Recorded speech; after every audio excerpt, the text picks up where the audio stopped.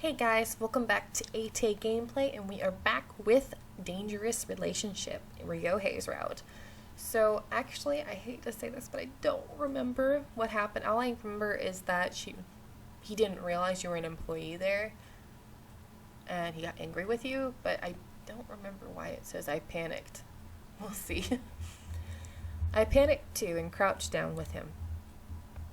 I've been so worked up about people stealing stuff from the back that I just snapped. Oh, he feels bad. That's what it is. They stole something really important to me. They did? I should be thanking you, but I yelled at you instead. Such a terrible person. Oh, let's see what... I think we're supposed to change the subject. Yes, we are changing the subject. Oh yeah, I came to thank you. I tried to change the subject to something a bit lighter. For what? You fibbed for me back at the entrance. If you hadn't said anything, the guard would have questioned me for hours. Thanks. I gave him my best smile, but he looked dubiously back at me. How can you be thanking me? It was my fault for doubting you in the first place. That's only because I didn't explain myself. It's not your fault at all. He blinked at me with disbelief. You're something else. RYOUHEI jumped up and extended his hand to me. He helped me stand up and then stared down into my face. Will you be friends with me? I have to say, it's kind of random. Huh? Yeah, exactly. That's how I feel. What do you say? Friends? Okay. I answered a bit unsure about it, but he vigorously shook my hand up and down. Great! The wonderful smile he gave me made my heart skip a beat. Ooh, you already got a crush on him? Let's go! He began leading me away, still holding my hand. I wonder if friends held hands like this in his mind. Just then I decided to ask something that I had been itching to know. You said they stole something important to you. What was it? The biggest shock was that they stole my stuffed animal. RYOUHEI said to me, looking incredibly depressed. Oh, he's like a child. Huh? For a minute, I wasn't sure I had heard the right thing. I had heard him right. A stuffed animal. A bear. Tiny one. He muttered softly under his breath. I see. My God, I think I'm breaking. My little sister gave it to me. They stole that and my bag with everything in it. He had probably lost his wallet and everything, but that bear was more important to him. You just laughed, didn't you? I can't help it. That's so cute. That's not something a man wants to hear. I have to say, I think it's very odd when... I know guys think... I've known a few guys that were like, don't call me cute, I'm too tough for that and stuff, but there's different meanings to cute, and I don't understand why they feel not as strong when you call them cute, which I think is really odd. You know, I'm glad my husband's fine with it. His pouting face made it seem all the cuter.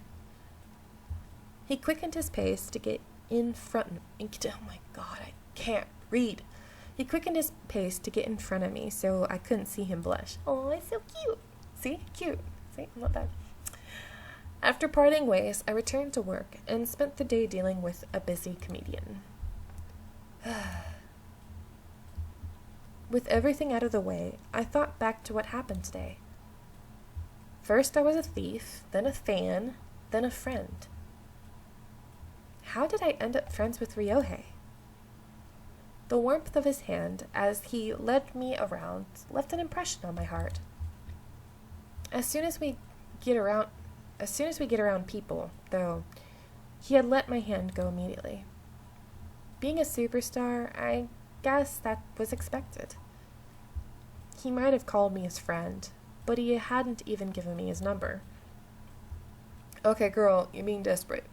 Not all friends give you their number either, a boy or girl. I would probably never get to see him again. It was just a fantasy of mine to think I could be friends with a superstar anyway. I was getting ready to go home when there was a soft knock on the dressing room door. "It's open." The door swung open, revealing the new visitor. "Miss Smith, have a moment?" I was totally shocked to see RYOUHEI standing there. "Mr. Shindo, what can I do for you?" As people walked by the hall, they looked at him curiously, since he stood at the door. "Come in. Don't just stand there." "Okay." He hesitantly entered the room and closed the door behind him. "Have you finished work today?" "No. I have another shooting at 4 in the morning. I'm supposed to be taking a nap." It was already midnight, but he apparently had more work to do. My God, I can't read. Ah! "You sound busy. You should probably get some sleep then." "Are you heading home?" "Yes, I just wrapped things up here." "Are you in early tomorrow?" "No, I have the day off, actually." "Really?" His eyes lit up with excitement. "Would you want to come out with me then?" "Huh?" "Just for a while. I don't get much free time." He snatched up my hand and stared at me with sparkling eyes. It was such an adorable look that I couldn't refuse. "Well, Mr. Shindo, call me RYOUHEI. We're going to do as he says." "RYOUHEI." You're shocked when you're the one asking for that. His face went bright red as he blushed.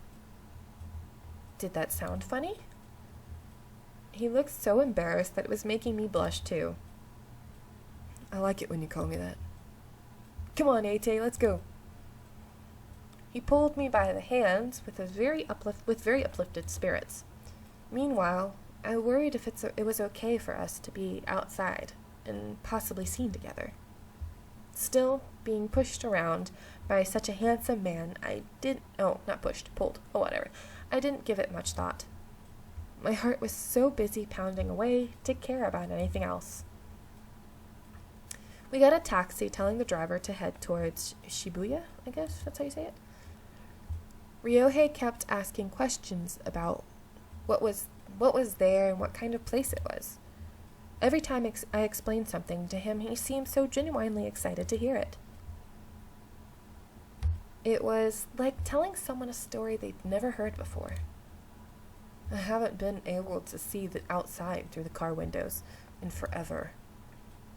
It sounded like everywhere the group went, the car had tinted windows installed.